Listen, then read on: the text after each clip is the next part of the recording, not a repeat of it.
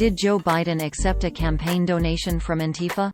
No, that's not true. This story comes from a satire website and nothing published by this network is true. There is no evidence that the presumptive Democratic nominee for president has received campaign donations from Antifa, which is a movement and not an organization. The story originated as an article, where it was published by POTOTRiotsUnite.com on March 29, 2020 under the title "Biden Accepts Campaign Donation from Antifa" in the category Biden Fan Fiction and Quid Pro Quo. It opened, quote, "As the giant Hydra-armed machine that is the snarling, lurching Biden campaign lumbers on towards the 2020 election, it has begun to drop all pretense of innocent operation. Holding virtual rallies, releasing a slew of negative ads across the airwaves nationwide, and selling face masks emblazoned with images of the candidate's face are just a few of the money-making schemes running for its benefit." But now, Joe Barron, head of the FBI's Department of Detectivity, says they've gone too far by accepting a check for $31 from the organization called Antifa. End quote. The site that originated the satirical claim is part of the America's Last Line of Defense network of satire websites run by self-professed liberal troll Christopher Blair from Maine, along with a loose confederation of friends and allies. He runs several websites and Facebook pages with visible satire disclaimers everywhere.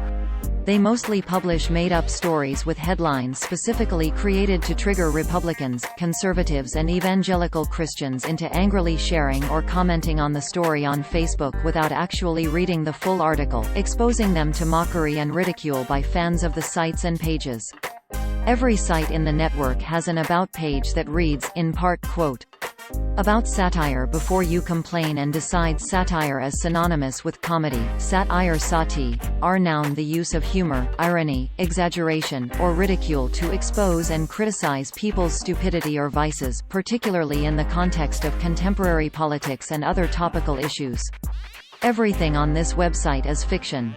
It is not a lie and it is not fake news because it is not real. If you believe that it is real, you should have your head examined.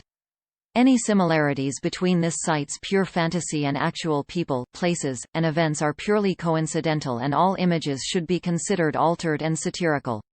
See above if you're still having an issue with that satire thing. End quote. Articles from Blair's sites frequently get copied by real fake news sites who omit the satire disclaimer and other hints the stories are fake. This example of a copy of the story here, published on June 2, 2020 on the website cngo.com, still shows the Alad watermark of America's Last Line of Defense, but none of the other disclaimers from Blair's website. One of the most persistent networks of such sites is run by a man from Pakistan named Kashif Shahzad Khokhar, aka Dashi Kashi, who has spammed hundreds of such stolen stories into conservative and right-wing Facebook pages in order to profit from the ad revenue.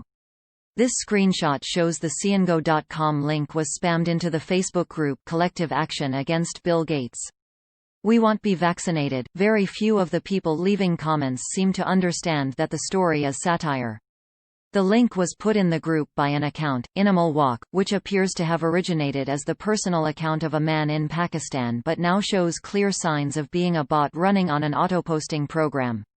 After posting the link, the profile made 3 comments in a row on his own post to manipulate Facebook's algorithm to show the post to more people. Animal does not even make a real comment, just a single letter, C, 3 times. Facebook users commenting below these odd comments do not remark on this. This screenshot shows another website registered in Pakistan to recently republish this article, on May 13, 2020, iolg.xyz. This site features a dark pattern ad to download an app.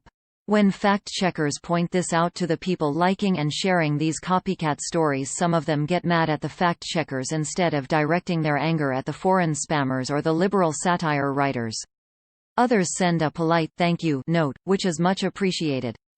NewsGuard, a company that uses trained journalists to rank the reliability of websites, describes POTOTRiotsUnite.com as, quote, "one in a network of sites that publish false stories and hoaxes that are often mistaken for real news, run by hoax perpetrator Christopher Blair."